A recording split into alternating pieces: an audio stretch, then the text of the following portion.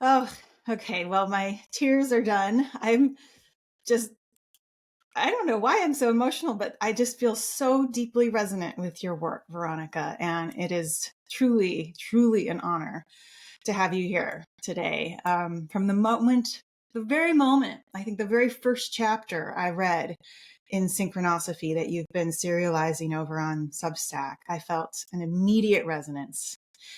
And you carry a deep trust in life's intelligence and are in some ways not rejecting, because that's not none of your work is about rejecting, but understanding that those rigid frameworks no longer serve us. And you instead are favoring something wilder, something more symbiotic, something deeply alive. And I see your writing as an invitation, similar to some of the unfixed work that I do, to step into uncertainty, and not as like a failure of control, but as the very ground of creativity and transformation and deep listening.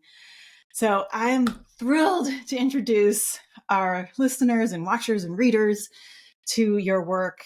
I already know people that are like, in fact, I just had a meeting the other day with an old family friend who is like quoting your work. She's obsessed with it. So, because I forward your Substack chapters to people.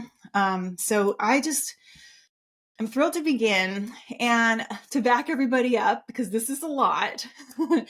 um, when in 1999, when Synchronosophy first arrived, and I know it probably wasn't called that, it first arrived in your life, not as something you were really looking for, but as something that found you. You've described it as almost kind of like a mental download, and was answering a lot of questions that you didn't yet know you were even asking. So take us back to that moment. What did it feel like to receive something so unexpected? And how did that shape your path ahead? Yeah, unexpected. Yes, I have never had anything like that before or after. So the only way I can describe it is as it happened then. And it was really like, I was writing, I had a practice of writing morning pages, and that I think the listeners are fairly familiar with that. You write 3 pages and that's it. And then you're allowed to get on with your life. Only in my case, that didn't happen. After the 3 pages, it just suddenly, it was within that practice, it just suddenly started pouring in. And I somehow knew that it was important. I didn't quite understand what it was about, although I had an inkling, but it was sort of an intuitive knowing, but not really fully grasping. I mean, that took years, that took decades even. I'm still in the process of fully understanding, actually. And it was, I then very quickly understood that it was a very specific model of human consciousness, but not as a general, this is how it is for everyone. It was, and my very specific focus was subjective experience. So this is human consciousness from the perspective, through the lens of subjective experience, which just, there are literally, I have since discovered there are hundreds of models of human consciousness, which I didn't know. And I was not looking. I mean, I would have thought this is very presumptuous to even look for that. But that I knew it was that, and I knew it was from the perspective of subjective experience, which is very different from the scientific perspective, where you always are looking for the theory of everything and the ultimate truth and that kind of thing. It's not that. It is, Yeah. but what I discovered then was that if you go deep into something through subjective experience, you connect with subjective experience of everybody, you know. And it is like, that's why you can discover the universe in a grain of sand, for example. It is exactly like that. And not only was it just a subjective experience, it was also a very specific moment in subjective experience that then became the practice, you know. And can you describe, just to back up for people, that what is the practice in a, I know it's very deep and rich, but what is the practice? And I know you were even saying you were practicing on yourself last night. So let's give it kind of like a concrete example. Okay. Well, I did not invent this practice, I have to say first, because I had a training in classical homeopathy and also in psychosynthesis, which I did in parallel. And my particular classical homeopathy training was very much focused on the mental states.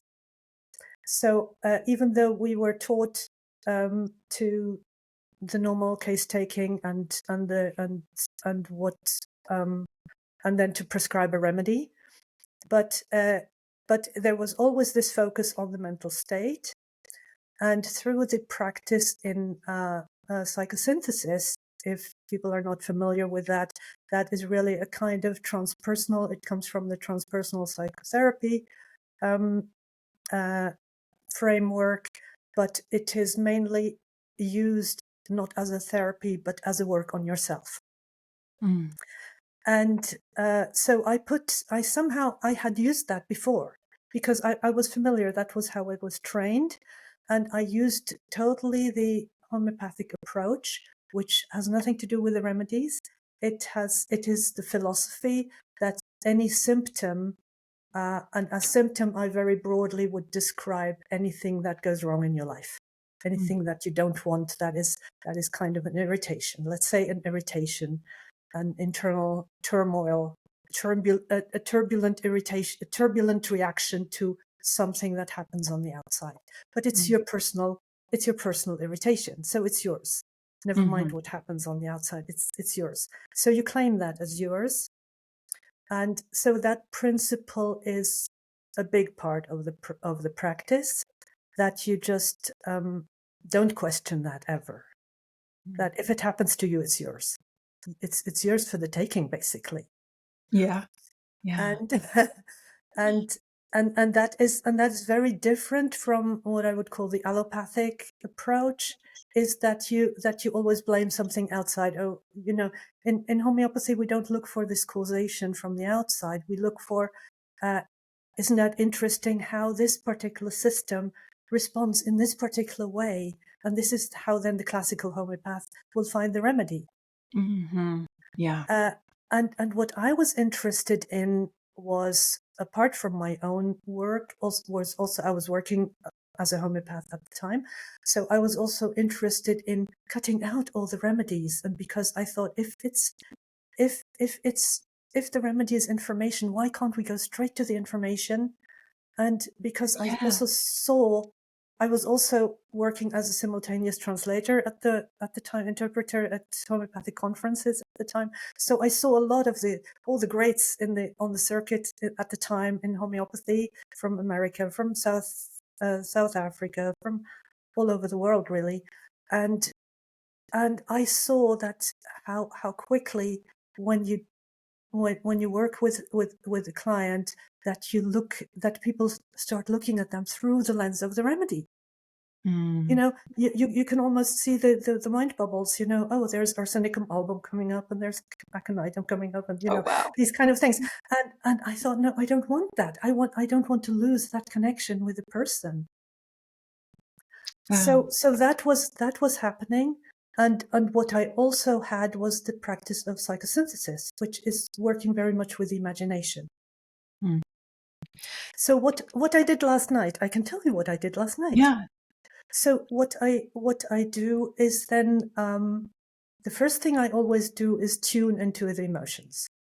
I tune into, how do I feel, and I sometimes I put words to it, but I don't need to. And I of course I have done this now for 25 years plus, and it's very quick. I'm just straight in there, and I know how I feel, and then I amplify that, Mm. because I want to know really what it is. Why is it really, why is this such a big deal? Mm. And then from the emotion, and that's the psychosynthesis part, I translate this, because I'm a translator. So I see these as languages. I Yeah. see these as inner languages. Then I translate this into an image. and it is basically a story in the mind. It's like an internal movie going on, right? So I translate this into this internal movie, and then I don't remember whether last night I even had something like that, but but it could be something like I feel very upset and I feel very scared and helpless, and then I have spontaneously this image coming up of being in the ocean on a life raft and there's nobody and I'm all on my own, and then and just having that whatever, and it what is important is that it has to be spontaneous. Mm. It has to really come from within. It's not an external image that you choose so-called consciously or Yeah. with awareness. It's not intentional. It is, you have to let it come from the deeper place. Yeah. Interesting. And that image already, if you're familiar with the practice, once you tune into that practice, you notice that just the image coming up, then that immediately provides a relief, because you say, oh, I'm on this life raft in the ocean. It makes perfect sense that I'm upset. You Mm-hmm. know, you don't Mm. you don't connect it with something that happened externally. It's all Yes. inside, That makes so much sense. right? Wow. And this is, um, you wrote about how back in the 90s, we were infiltrated with a lot of self-help books and about like Mm, how to get everything you want. And while, and this is very different than that. And in a way you even were like, I can't handle any more of this type of content. And I was at that same place where it felt like the world was telling me how to fix myself, how to fix myself. And I had to finally let all of that go and turn toward the discomfort, which in a way is kind of like what you're saying. So tell me a right. little bit about what that was like for you when you turned off the self-help books and had to just pause. What was it that you were turning toward? Well, I was turning towards myself. I Mm, was for me it was not a physical, well, it was physical as well, but it was really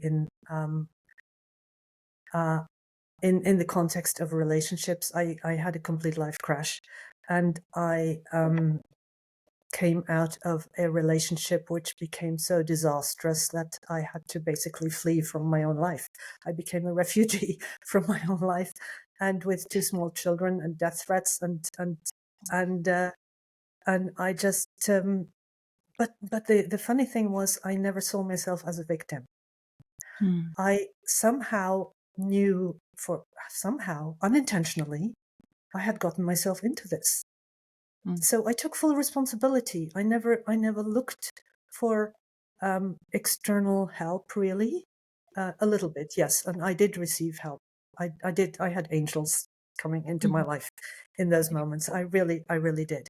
But what happened was that I took responsibility and immediately asked myself the question: How could this possibly? In a way, yes. How could this possibly happen to me? I was completely surprised in some mhm. way, because nobody, that was not on my radar in my whole family. It was not, I don't come from any kind of violent background.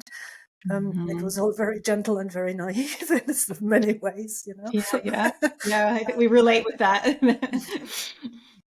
So that was what happened, and I described that in one of the early chapters.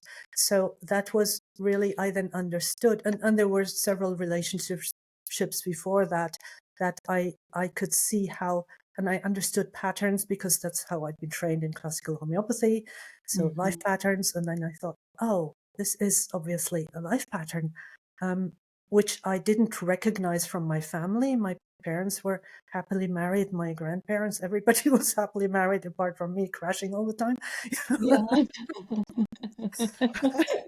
So I couldn't understand it, but I also then saw what I came out with. Then I came to this point where I thought, you know, this is it's finished. It's really it's I reached what I call the point of enoughness. You reach Yeah. that point where you say, Yeah. this can't go on. And if not for I was to the point of feeling suicidal, but but I had two small kids and an older son who was still living with his father at the time, and because of them, I couldn't just throw in the towel. It was really my kids who in energetically really and through the responsibility that pulled me through.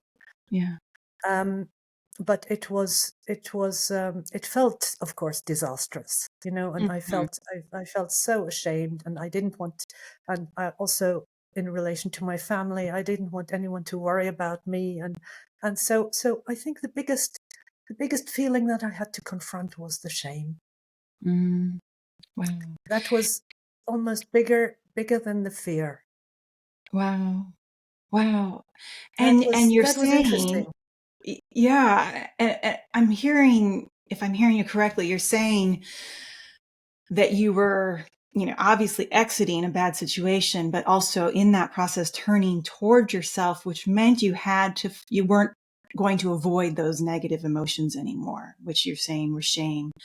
Um, Instead, kind of embracing and diving straight into them. I never avoided my emotions. I Mm, don't think I ever did that.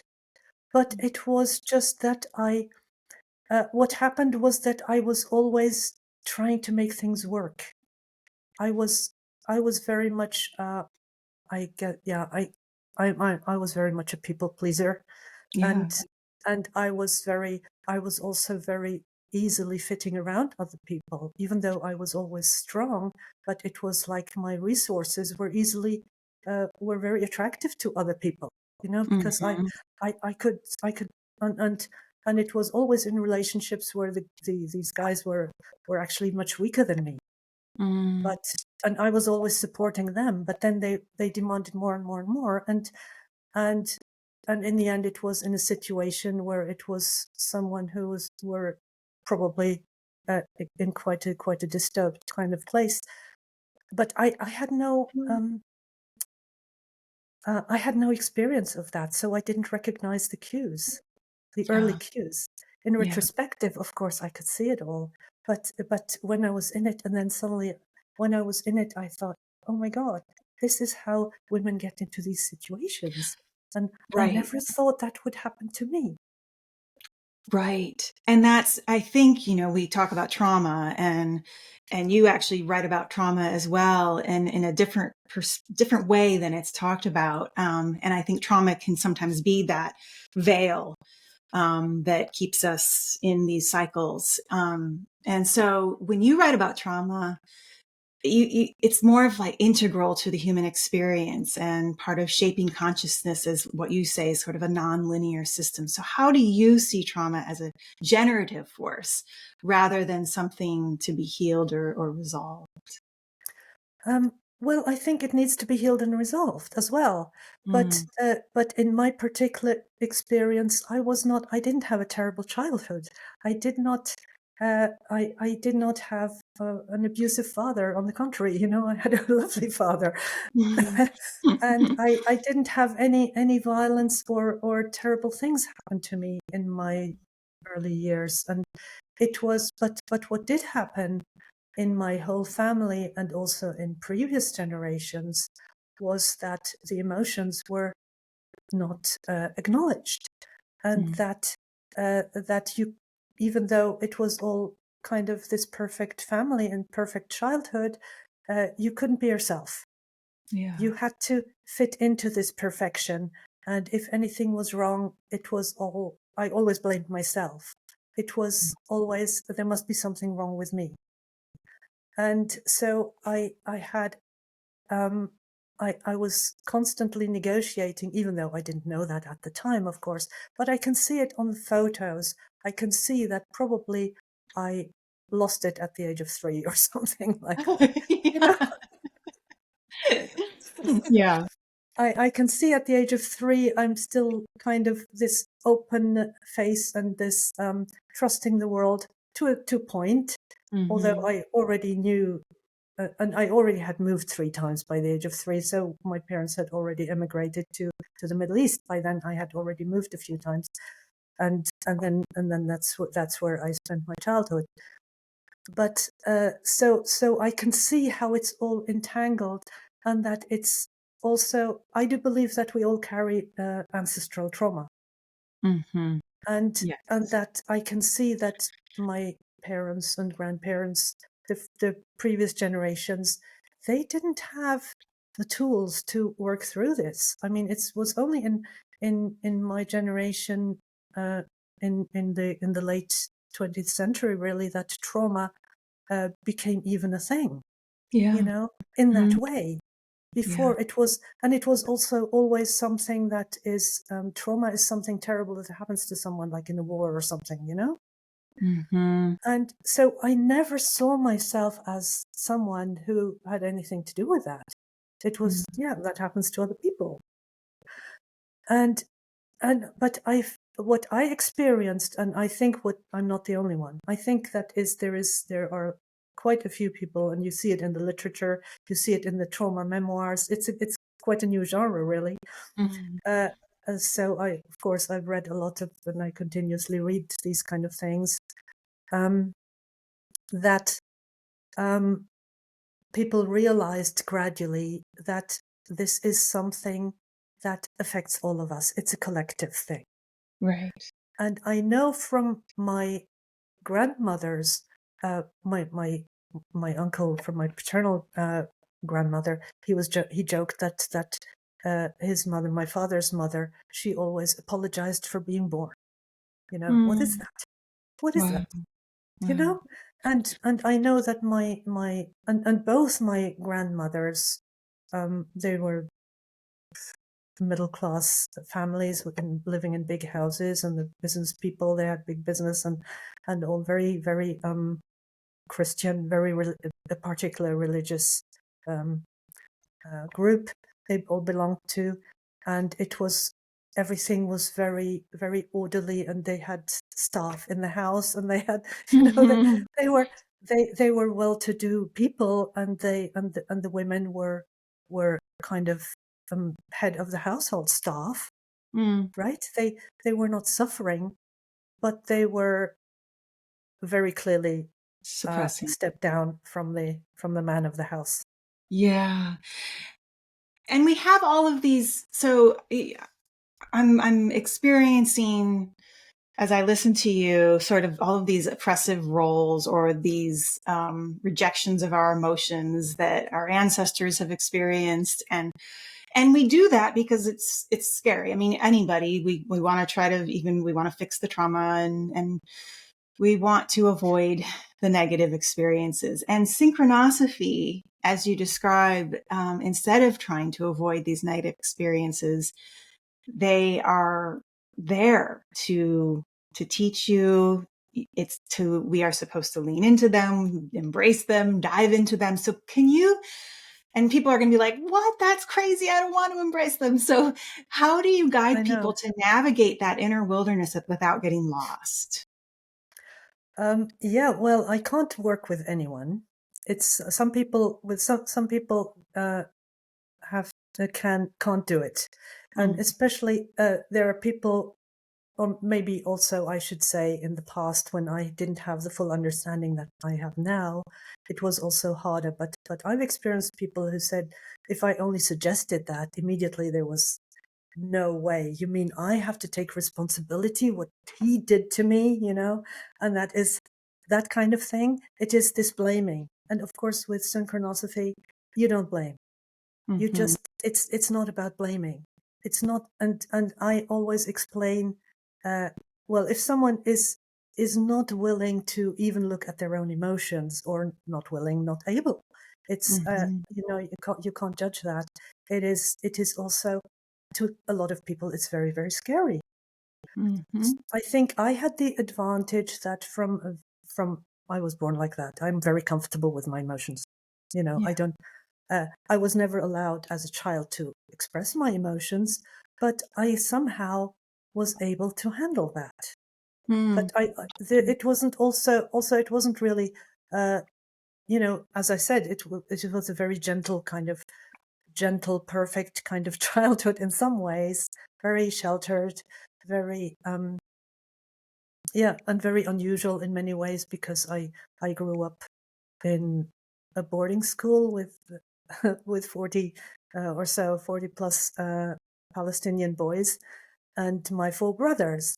And I was the only girl, and there were no girls. So I didn't have any friends. I never Yeah. had any friends until the age of 12. Wow. So that, and to me, that was normal, as it is always to us. Our strange lives Right. are normal to us.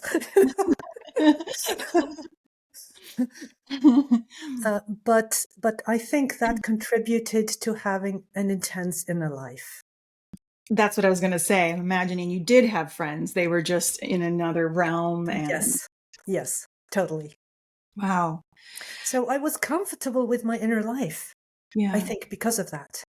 So That's how do how, you guide people to other people when they are willing to do this, but there's still some fear around what if this just blows it up? What if it gets bigger? What if, um, how do you work with people's fear? well, I always encourage people to start small, Mm, because the small irritations should not be underestimated.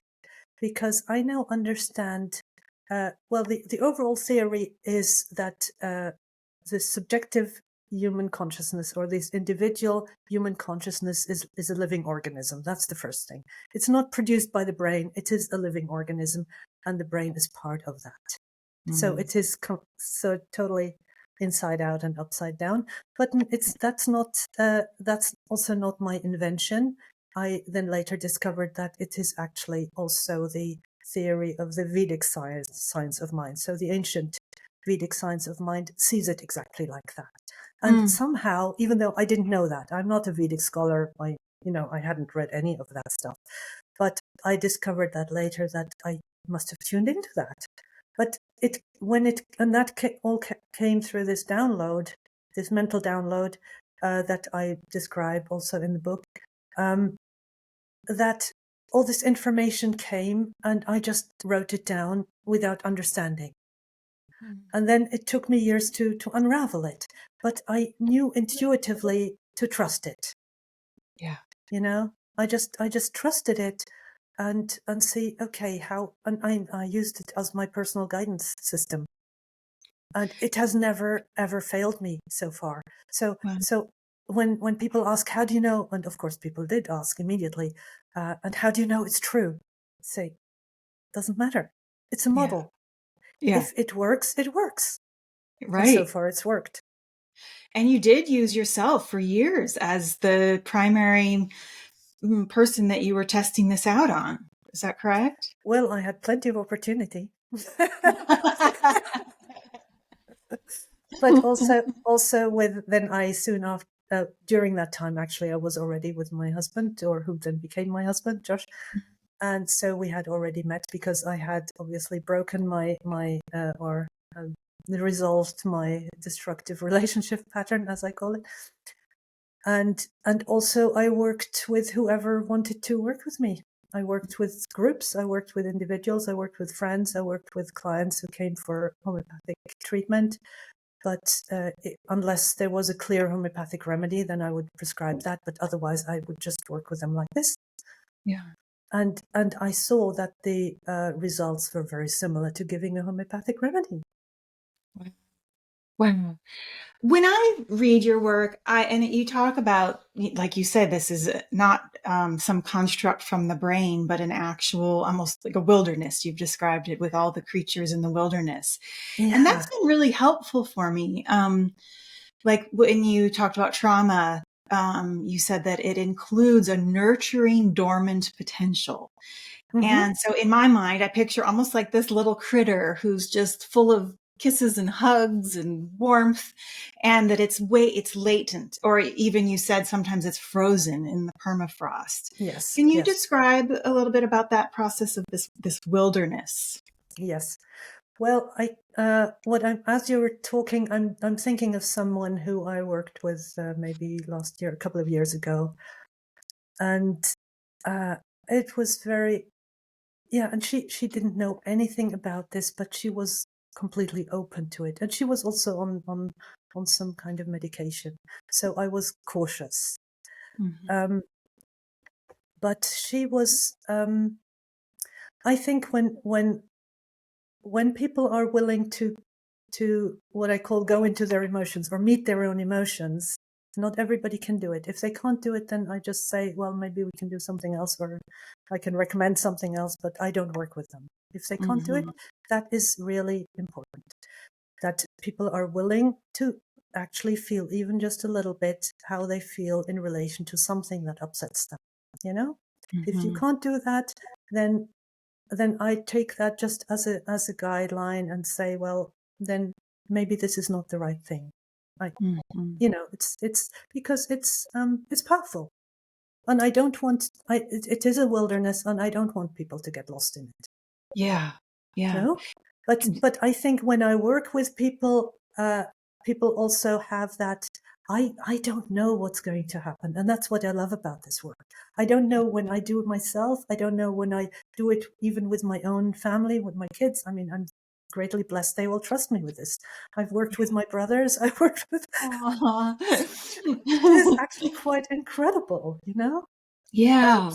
So that there is this complete trust, and I feel I feel very humble when people work with me like that, and but it is that I think when people work with me, then they know, oh, I'm not alone, and I can.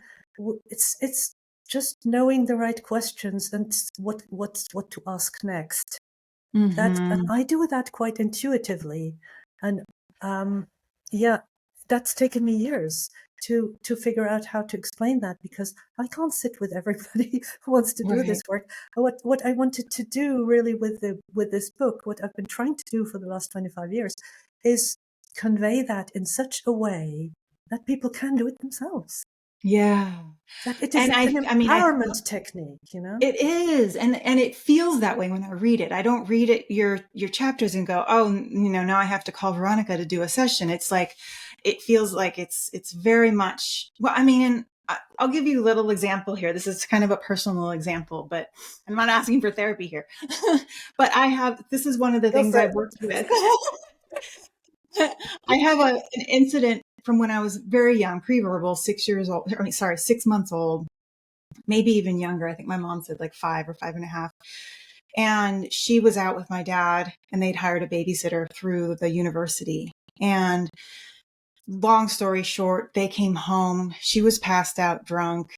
My brother was upstairs sleeping, and I was cold in a diaper with not crying, almost like not sick or comatose or anything, but not crying anymore, even though it was freezing cold. It was Michigan.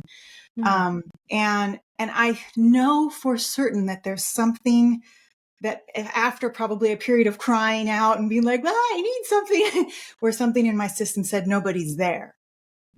And I know there's been from very early on this by self attitude that like no one's going to ultimately be there for me. And this especially has been coming up as I've been reading you and around, you know, the launch of my book and all that stuff, where it's this like, can I let this in with Elisa wanting to help me and help the vision get out there? And it keeps on pushing up against, are there other people out there that believe in me and that are going to catch me and hold me? And the good part of the story is when my mom came home, she saw me and she instantly grabbed me and breastfed me and took me to the hospital. I had been hit across the face. Apparently I had a bruise on the face, but I wasn't injured, and I was offered lots of love and all of that. But there is some initial thing that You had that experience. mm-hmm, And that is what I believe, we all have these kind of experiences at a very young age, I believe. mm-hmm, Sometimes maybe already in the womb, sometimes we carry it over from something that happened to the mother or father. It doesn't matter. Grandparents, uncle, it doesn't matter. We're all connected in this web of consciousness. But something like that is a very significant experience. And you might find, if you did this kind of work, or if you are triggered by something small, I always say to people, look for when you're triggered by something small, when yeah, you have an overreaction to something small. You yeah, know, that is much more interesting than a big event and a big reaction or a small reaction, or didn't I cope well with this big event? That's completely uninteresting. because you're Right. coping well. What is interesting is when you're not coping well in relation to a small event, when you're sort Hmm. of crying your eyes out over whatever, a broken cup or something. Right. Right. For And then you example. can feel maybe the transformation. For me, I go back to that image of the little girl or the little infant that's like, oh, I get Yeah. it now. No wonder. And Yeah. then No it's wonder. no wonder. Yeah. Yeah. Yeah. Yeah. Yeah. And it And sort of dissolves it. It's not, I'm not running away from it. And I can let myself feel the like cold and the anxiousness and all of that. But it's like it's held almost in something bigger and mm, gentler, maybe like that nurturing dormant potential, like you said. mhm. Well, that is not what you're describing. That is part of the process. That Uh-huh. is not the whole of it. You of course your organism completely remembers this whole thing. But you probably don't. Your memory is not able to reconstruct that. Yeah. No, it is Mm-mm. from what your mother told you, right? Exactly. Hmm. Yeah. So, but what we do in synchronosophy, or the practice, is that we try to really get to it from the inside, rather Mm. than rather than the external explanation. Oh, this happened. No wonder I must have felt this and that and the other. Mm. Of I course, see. that makes sense. But the interesting thing is, how did you really subjectively? What was your um, what is still in you, inside you? How did that affect this organism that you are? That Mm. is your consciousness. How did this affect you? And Mm. that is very specific. And what interests us, and how we get to the dormant potential, is that we then translate that experience into a belief. So if I go back to this example of being on my own on a life raft in the ocean, then I might feel, and it is, I try not to, I can't say never, but sometimes I have to suggest things to people. And then I always say to them, well, you just see whether this resonates or it doesn't. And, Mm. and people then can tune in. People sometimes don't find the words, and then they tune in and say, oh no, this is not how it is. And then I say another word, an alternative. Oh yeah, that's what it is.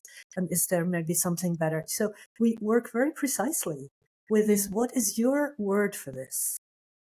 Which Mm. is a little bit similar to the felt sense from, if you're familiar with the technique of focusing. No, I'm Fo- not. no, Mm. focusing, Eugene Gemplin, and that Mm-mm. is, he worked closely with Carl Rogers in Uh-huh. Chicago, I Yep. think, and he was a philosopher, and he developed this technique called focusing. It's brilliant. And he said, no, I don't want to sell this as a technique. Focusing is for everyone. And I feel the same with synchronosophy. Synchronosophy is for everyone. You know, Mm. I Yeah. love that. Yeah. And that is, and this felt sense. I was introduced to that also in my during my university years.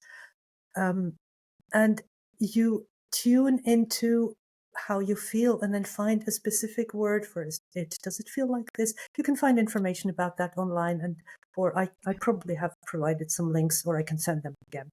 Yeah. But it is very, very useful to work with many different techniques to use that, Interesting. so that you specifically find what is your felt sense in this. So if you Hmm. tune into you being this 5.5 months old, and being there, not taken care of, basic Yeah. needs not met, um, and tuning into that felt sense. But I think, because it's in you, uh, and you're aware of it, you're aware of the story, I would just suggest to wait when something triggers you. Yeah. You know? Yeah. Well, as you're So even talking, it's like, oh, it's just so funny that this is the small example. It's longing. I mean, it's just longing. It's longing for contact.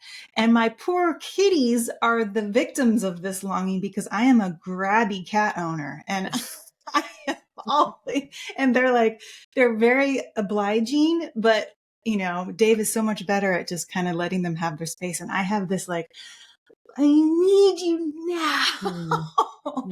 And so it's a daily encounter with that longing. And the belief I would assume that is with that is that, well, I don't know the belief. I'm not sure, because right now in my life, it's fulfilled. The longing is fulfilled, but maybe it's a too much. The belief is that it's too much, at least with my cats, and my husband. They're all like, okay, no more human contact for a bit.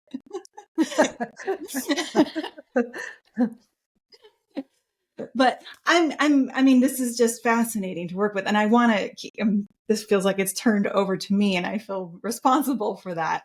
No, it's totally okay. It's great because we can use you as an example now. That's true. I'm fine being used as an example.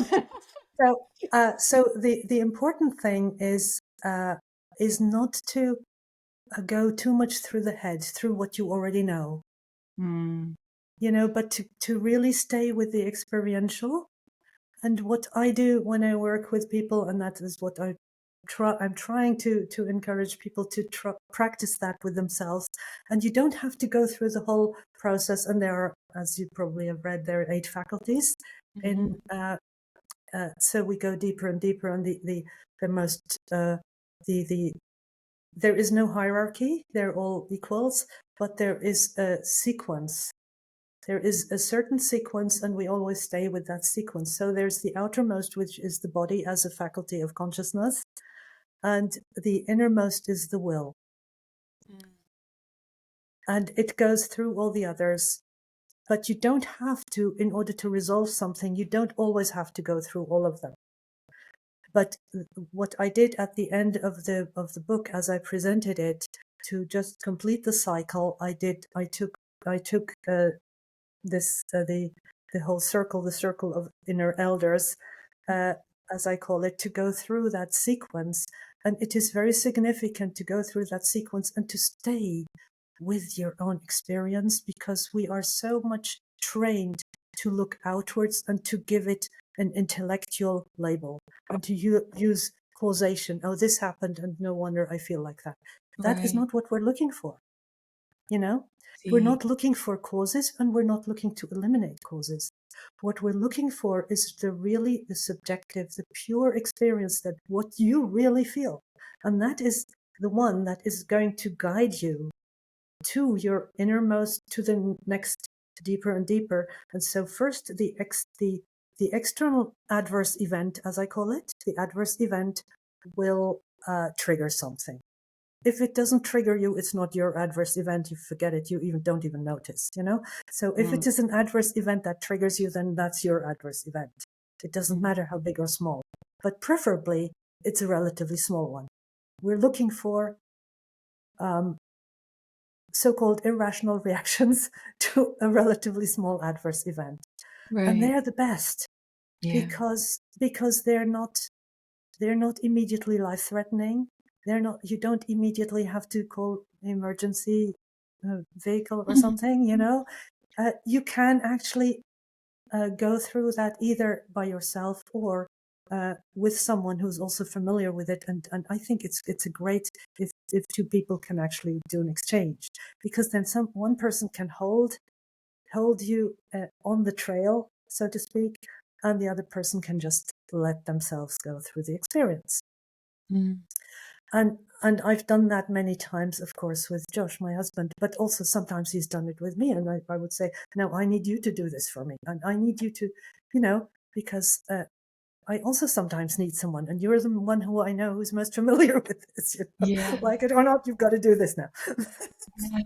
No. It's reminding me of all of this just totally flashed back to my head when you were talking. When I lived at Findhorn in my early 20s, they had a dance studio, and I had been a dancer my whole life and had just graduated from college and was no longer had access to a dance studio. And nobody was ever using the dance studio at Findhorn. And so I would go in there in the mornings, and one of the things I started doing was dancing a quality instead of, and the one that really was good for me was longing, like not as longing to fill, but just dancing the experience of longing. Perfect. And that, what you just said, is sort of feels like what you were saying. It's not removing the cause. It's not any of the fixing. It's just being in the experience of the pure quality. Yeah. Yeah. Yeah. And it was very joyful. I mean, it was everything, but ultimately it felt very freeing to let myself feel that feeling. Yeah. Tell me a little bit, Veronika. One of the things I love is we live in an anthropocentric era. Everything is hierarchical. It's even hard to not talk in hierarchical terms when we speak. But for you, everything is on a horizontal playing field. Can you talk a little bit about how your concept of consciousness lives in this horizontal plane and how that differs from what we typically live in? I'm not sure whether I would call it horizontal, but it is from the outer inner. So there are these. It's like a torus, and I see it like a torus, and it's moving. It's like this moving torus, and so the inner can become the outer, and the outer can become the inner. So Oh, so beautiful. it's this. We're in constant movement. We're not static. That's why I also don't talk about homeostasis, for example, because that is static and it doesn't exist. It is because we are constantly in movement, otherwise we would be dead. Static is Mm, no longer alive. Life is moving. mm, So that's the way I see it, and I feel it that way. I actually feel it that way, and I feel my interactions with people in that way. I yeah, see I see us I see uh, humans as this, like a cell of, like this, we all are this cell of consciousness, and that is, you could maybe imagine this um like an energy body, like an energy bubble. yeah. And uh it's not like I can see that. I don't Sometimes I do, but not normally, and I don't see your energy bubble right now, for example. So no, I'm not one of these people who has these visions all the time. Yeah. So, and I'm not also not the designer who could. I'm not qualified to. At some point, someone will be able to make a nice a visual representation of this. I Mm-hmm. don't think it's too difficult, and I have seen some visual representations which are very close to how I see it as well. Yeah. And so, if we see ourselves as this energy bubble, and this is a cell of consciousness within, uh, imagine 8 billion people on the planet, all a cell of consciousness, and we're constantly moving through and alongside and in and out of each other. We're Permeable we're actually membranes. we're actually interacting, and it's a semi-permeable membrane. Mm-hmm. It's not, there are no fixed boundaries. So no wonder we sometimes have difficulties with boundaries, right? Or no Right. wonder we are influenced by someone else's energy, or no wonder we have this very clear in our minds. Oh, when I meet so and so, I'm going to tell them such and such, and the moment they come and to start talking, your whole narrative changes, and Mm-hmm. you start telling them something that they want to hear, right? Yes. Where did that come from? That's where it comes from. Yeah. So that's where also this practice of synchronosophy can have tremendous contributions to the larger cultural shifts, I would imagine. I would think so, and I actually see the individual as also, it's really a microcosm, and that's why if we focus on one specific event, and one adverse event, and our so-called non-rational uh, reaction to it, or overreaction to it, that is significant, because that is one of these immature inner creatures sending a message saying, I'm ready. Mhm. Hey, I'm ready. Look at me. Look at me.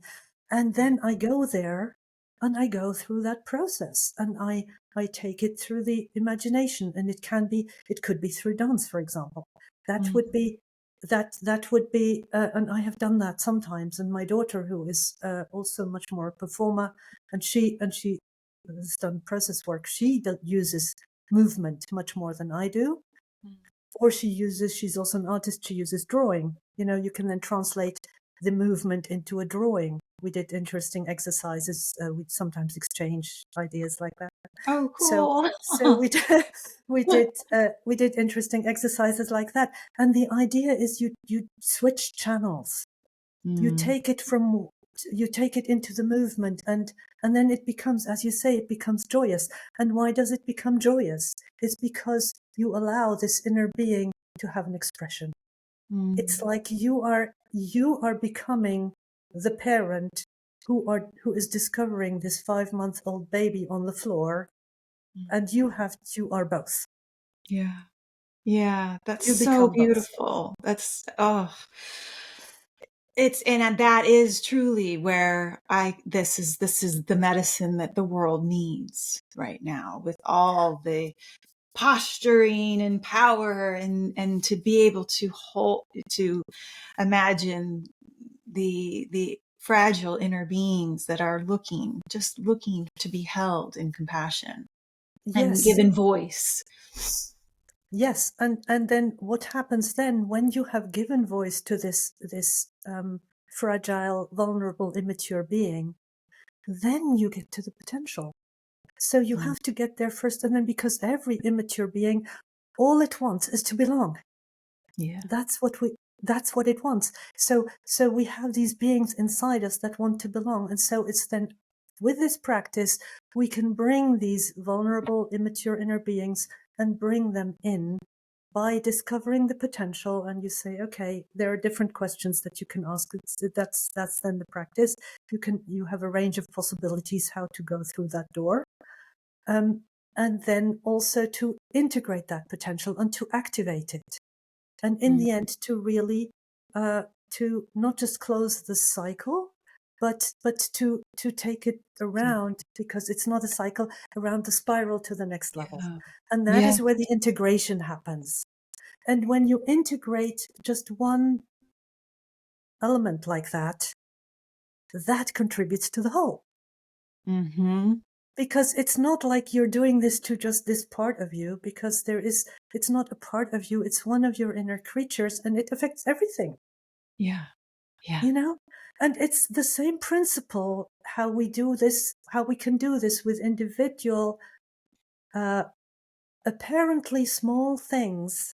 We can make these transformational shifts, and how then, bit by bit, not in a linear fashion, but in a kind of, well, like any life grows, really.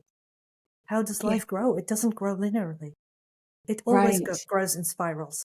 And this is the spiral of growth, that you're giving this, you're not actually doing this. All you're doing is giving a little stimulus here and there. So you Mm, do another little impulse, and then you leave it, and then another little impulse, and then you leave it. So don't push.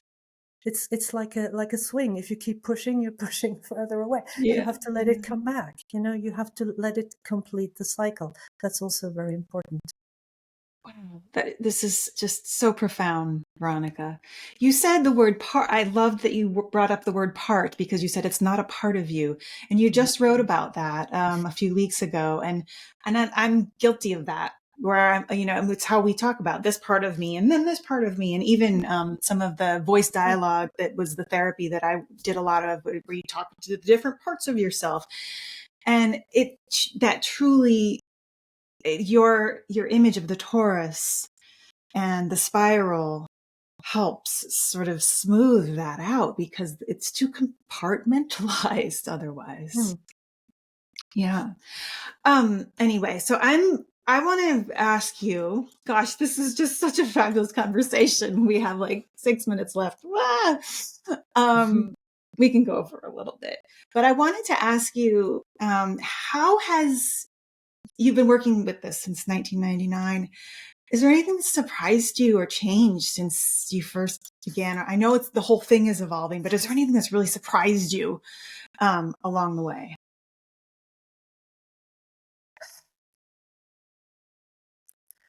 Well, I would say it surprises me all the time. Mm, That's because beautiful. I really never know what's going to happen. And for me, I think that is surprising to a lot of people when I say that. But for me, the biggest, I might have mentioned it or may not. I don't remember now. But for me, the biggest kind of bugbear, my immature inner creature, was to feel inadequate Mhm. always. And it was as a child, I always felt, and I was actually thinking about that yesterday, that if I had been born and brought up in the kind of transgender, gender dysmorphia kind of thing, I probably would have put into a program for for transgendering because I wanted to be like everyone else, Right. and everyone else in my surroundings was male, and even growing up in an Arabic culture, my parents had 4 children because the word in Arabic for child and boy is the same. I didn't count. Wow, I didn't You know, realize that. that didn't feel good. Yeah. It just, you know, Yeah. it just, I wanted to be there too. You know, Yeah. I was there, but it always felt like I was kind of an afterthought. And because, and I, yeah, that's just how it was. Mhm. And but I do believe that these irritations, that because I started with the question, what is the good reason for negative experience, before I got all this download, and I would say now that it is negative experience makes us alert. Mm. I Yes. don't I don't notice my toes when everything is fine, but I knock my little toe and then I notice it, It Yeah. is the Yeah. pain that makes us notice. That is So, so true. no? Yes. So that is one thing, and the other thing is that if we notice these little things and start working with them, then it doesn't have to become so bad. The only reason why we have, in my humble opinion, the only reason why we have this huge mental health crisis and all these terrible situations and violence and whatnot is because so much has been suppressed and neglected for so long, Mm. you Mm. know, and we can experience it in our own life, and we can experience it um, in the collective. But the only thing that we can really work with is our own. Yeah. It's not. I can't go and sort out the world. It's not my job. But it's my job to sort out my stuff. And Mm. what was the biggest surprise, I think, or continuously the biggest surprise, is how working with this model that I received, and working with this map, it's like a map of the inner landscape, and working with this map, how this almost every single time it teaches me something new. Mm. and Wow. and only recently, only a couple of weeks ago or so, I came against this inadequacy again, and I'm almost, and I'm just as exasperated as everyone else. I'm not. It's not like, oh great, there we go again. I think, Yeah. not again. I feel that too. It's not. I'm not just enlightened, meditating, whatever, floating somewhere above the ground. No, I'm. It's right there, and it feels painful, and it feels irritating, and that's Mhm. how I want to feel it. Because if it didn't feel irritating, it would be nothing. Yeah, then So it I. wouldn't have that moment of awakening. So I felt this. I felt exactly. I felt this inadequacy yet again, and my first reaction is, of course, I don't believe this, and it came while I was writing the chapter on the sense of unknowing. Mm. And Mm. I was writing about that, and then I thought, and you know what? This is what I'm going to do with this time. So I was doing something different from what I usually do. I didn't try to find to fit it in somewhere into a box, whatever, where it's kind of cozy and, you know, Yeah. no, I just let it be with a sense of unknowing. And I wouldn't say I sat with it, because I just live my life as, do whatever. And that is the beauty of this practice also, that it's not a practice that, well, sometimes you have to take a little bit of time out, of course, to do an exercise.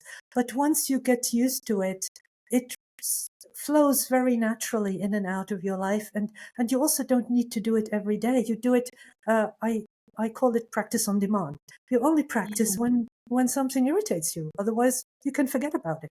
Yeah. But it's a tool that you have. It's just your special little power tool box, your toolkit, Yeah. and then you can pull it out whenever you need it.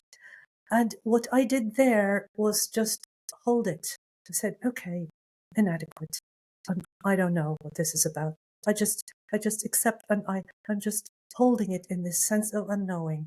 And then I think after about, and it took a while, but I wasn't consciously thinking about it all the time. I just did other things. And then after about 48 hours, I had this sudden, like this revelation. And I felt, this is totally okay. Wow. It is, of course, I'm inadequate in lots of things, Wow. and why wouldn't I, why wouldn't I be? Why wouldn't I Right. even, and it suddenly felt completely different than it had ever felt before. Before it was always, oh my God, and I'm still not good enough, and da-da-da. So I added my story.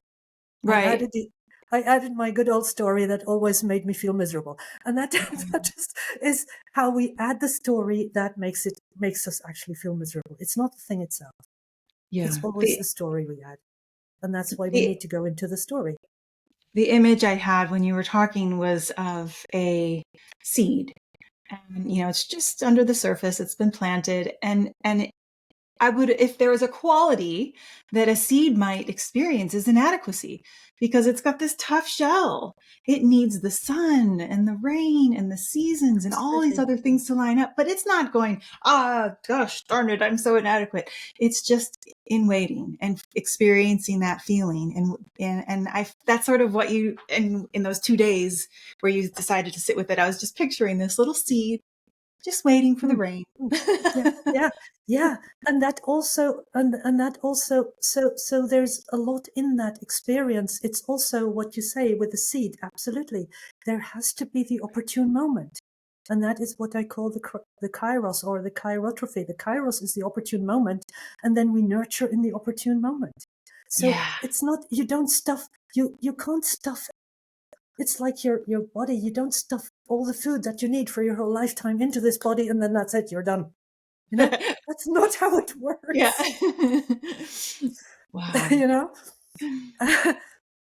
Oh my gosh. Okay. One last question, because this is just thrilling. And I love how, thank you for, sharing your own personal journey with this too, and letting me share some of mine, because I feel like it'll help people feel like how applicable and Mm, powerful this yeah, is. yeah. But speaking of Kairos, your very first post in the Synchronosophy series was published on the anniversary of your brother Jacob's death. Yes. And sort of an unplanned but amazing synchronicity. So tell me a little bit about how life presents these right moments for us for transformation.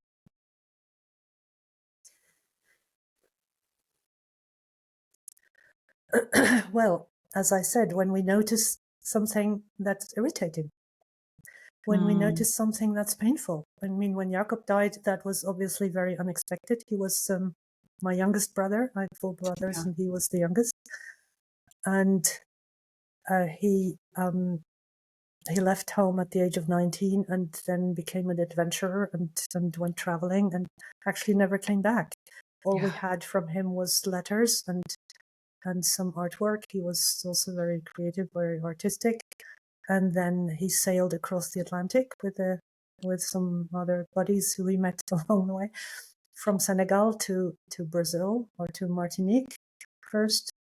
And then in the end, well, he died in a diving accident, and he drowned on the 12th of January.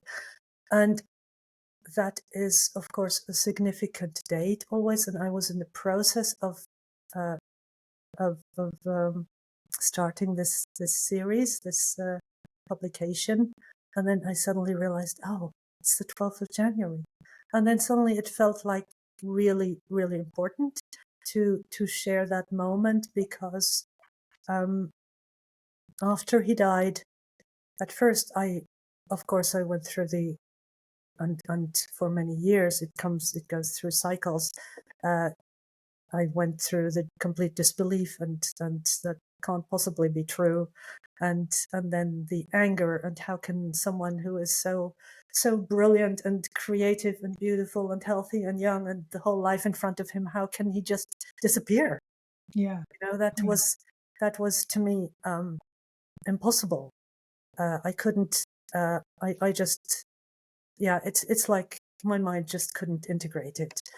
But then a few days after he died, I suddenly had this. He appeared to me. And it wasn't a dream. It was just. I had this presence. I was at the time also pregnant with my youngest daughter, and so that was when the grief hit.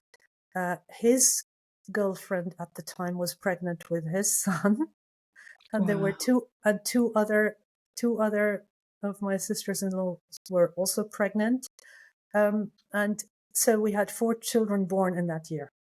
Wow. Yeah, yeah. Wow. So it was a significant year in our family, I would say. Yeah. and and it was like, also it was quite extraordinary. Well, when he appeared to me, it was like there was his face, and it was like in this golden light, and with this big smile, and telling me that he's okay, but also, now it's your turn. And what it meant to me was that he was one of these rare people, I would say, who really lived life on his own terms. Mm. So he decided he was going to go to Africa. He had planned to come back, but then sold his ticket and just continued. Wow. He, Wow. it was, it was quite a spontaneous thing, and I think he did what he had to do. But what it meant to me was that I was stuck in this, whatever my little life I was stuck in, that I had to step Mhm. out of, and um, and it meant that I had to find my own path. Not that I follow his, of course, Yeah. but Yeah. it was about giving me a kick up the backside to follow my path. And the other significant synchronicity uh, that happened there was that he had sent me.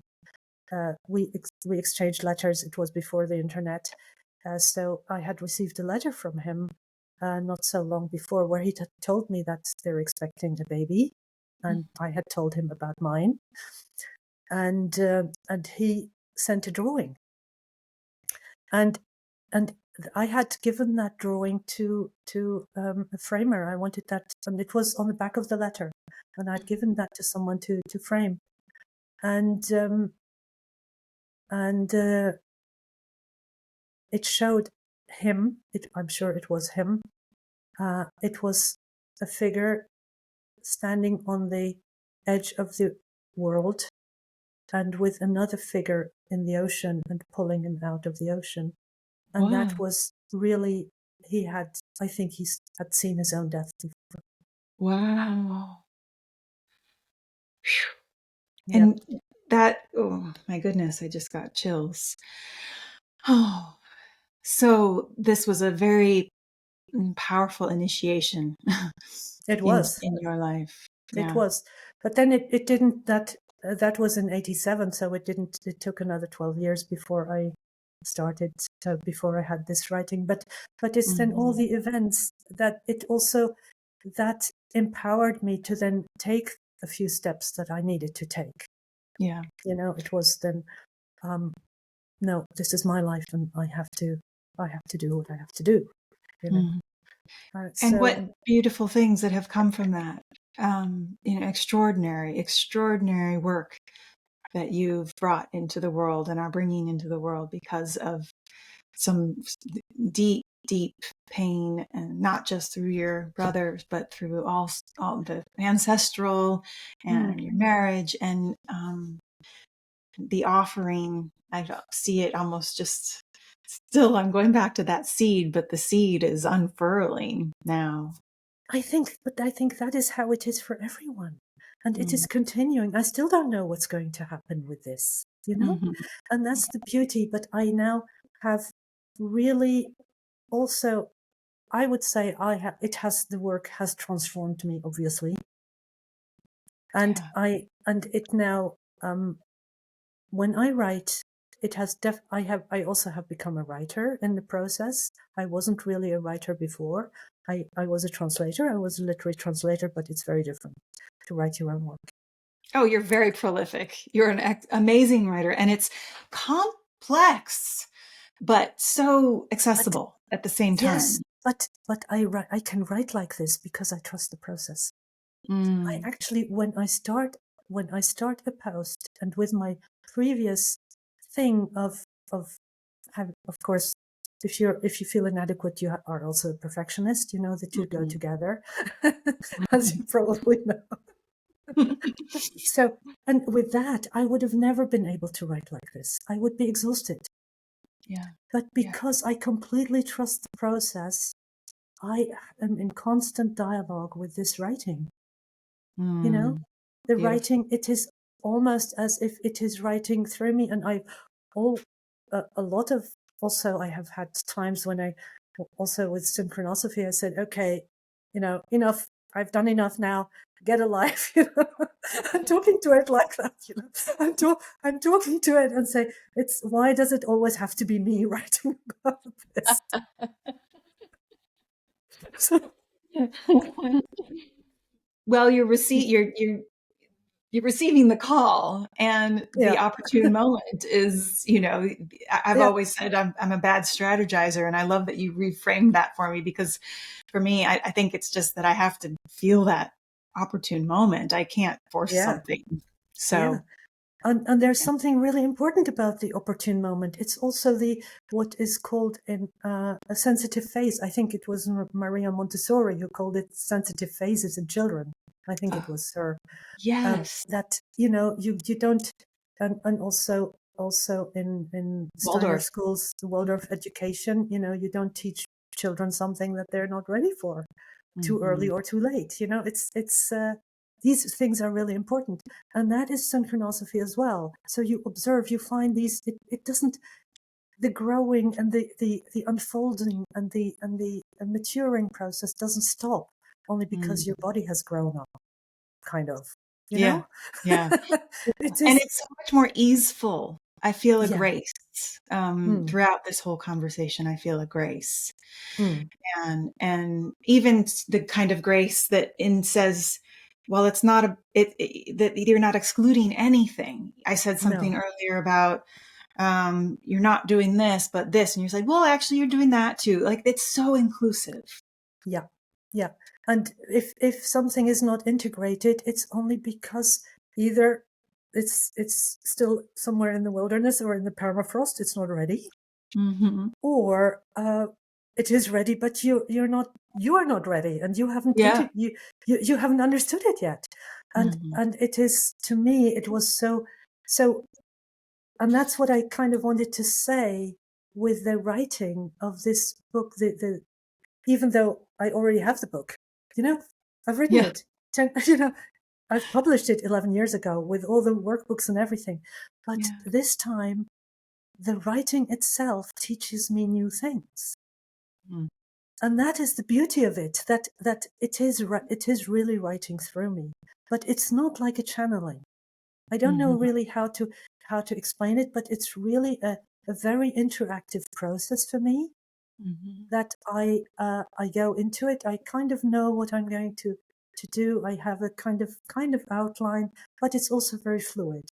It's Right. like, if it doesn't go further, then I say, okay, there's probably something that I haven't quite understood, so I take a step back and then let something else take over. So it is really like that. So I don't know exactly what the book will be until I've written it, Mm. That's and I wonderful. love that. It's Yeah. an adventure. You know, Right. it's an adventure. As well as the inner world is an adventure. There's always so much to discover, but also the creative process. I just think, I just wish I could transmit that to everyone, because it's just such a beautiful thing. It's of course different for everyone, different mediums. It can be dance, it can be textiles, and I've also done some textile, but I knew always that textile is just, although I can do it and I'm good at it, reasonably good at it, but it doesn't. It's not like the writing. For me, it was the Yeah. writing, even though it was much harder for me to get through with that. It was much harder. Wow. So But would you recommend those that are listening that are like, okay, how do I want to start? And what's the process now? It lives on Substack. Is this do you want people to go back to the book you just held up on the Zoom screen, or? I don't want anyone to do anything. So I don't want to tell people what to do. But if they ask. But if they ask. So what I'm planning to do, first I have to take a little break because it's pretty intense, even though it's writing through me, but it's also pretty exhausting. And I think my dear husband is also happy when I take a break because he gets nicer food. So um, but the next step for me is I'm going to write volume 2. Wow. And it will be about the practice. So the synchronosophy that lives on Substack now is the background. Should give. There's so much more that I could say to every single chapter, of course, but that's not the point.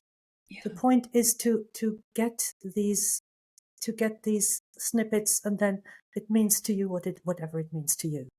But you can always go back to it and check against it, because of course it comes from a place where it's already been digested and where it's explained in a way that relates really to everyday experience, because that's where it comes from.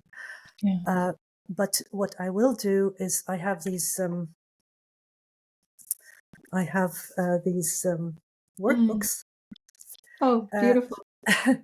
Which are very beautiful, and I'm going to go through the whole map of the Nocturne, the map of consciousness as it came to me originally, and I will go through all these, then all the individual faculties, so that we go through all these nodes, and because they're like portals into the inner world, every single one, and then and I hope that I can do it in a fun way, because I think it has to be fun. It has to be an exploration. It has to be, it's not something that you have to force yourself to do, but that you look forward to doing. And it is, and then also I want to encourage people to find what their own channels are. I had a question the other day, I think it was Jamie Millard asked, and why are the 8 faculties? And I said, yeah, well, this is how it came. And yeah, this is how it came, it's true. But also it doesn't have to be. If you have another faculty coming in and say, well, hey, she's forgotten one, well, invite it in. It's fine. I love that. Everybody's welcome. Everybody's welcome. and also my practices are not necessarily someone else's practices. I was talking about it the other day. We have a little community project where we meet once a week, and we were talking about visualization and how to some people it comes easy, and I'm one of these people who is very visual, and I just close my eyes and see stories in my head. But other people don't, and you don't have to do that. It doesn't have to be visual. It can be either you can do a drawing, or you can have an association. You can just say, what does it remind me of? And then that reminder, that already creates a story. Yeah. That connection. So, and that's what I want to do in the practice part. So it will be this is the synchronosophy is the foundation. This is where it came from. This is why it came through me, even though I still sometimes think why. But Oh, Okay, it did. Well, I It mean, wanted to. So it did, and there it is, and so I continue with it, and I continue to dance with it. oh, so beautiful. Veronika, this is, I have to wrap this up, but I want to just say, I hope that in my mind, in my perfect world, these 8 nocturnes that you step into, I want you to pair with an animator and do these like 5-minute beautiful animations of, I want to do that too. that's how I picture it. It's like it has to Yeah. be animated in these little short oh my gosh, that would be my dream come true. So anyway, I'm just putting I it out think there. no, I think that will happen. I actually have an animator in the family, but Oh, we haven't spoken about this. But I do have, and it doesn't have to be him. It's actually the long-term boyfriend of my daughter who lives in London. uh-huh. He is an animator. So I have access to Yeah. animators in my life, but I don't want to suggest it to anyone. It can also come from somewhere completely different. Yeah, And absolutely. and and I do think, and that's how I see it too. I would love, I mean, I love that you feel that it resonates with you, because when I started writing, I didn't know. I'd been Hmm. writing for 24 years, not on and off, of course, basically in a void. I Yeah. didn't, I had some websites which are no longer functioning. Um, and I had a few followers, and some are on Substack as well. But nothing significantly grew, and I think it just wasn't ready. Yeah. That makes It sense to wasn't me. ready. And then someone said, when I started to write again, and I talked to some friends, and they said, "Why don't you try Substack?" And I kind of reluctantly, Mhm. I reluctantly turned to Substack and started. And I didn't know what was going to happen, but I totally see it like that, that it will find its own people. Yep. It already It will is. It it already will is. find its own people. That's not Yeah. up to me. And I have, it's like when you write a book, it's your baby, and this baby is already 25 years old. So so I think it's about time, Time to put it on a train. and leave home. Oh man, I love you, Veronica. This is just Thank you. extraordinary, extraordinary work, and it's such an honor to have spent Love you this so much. Thank you. wonderful hour and a half with you today. Hmm.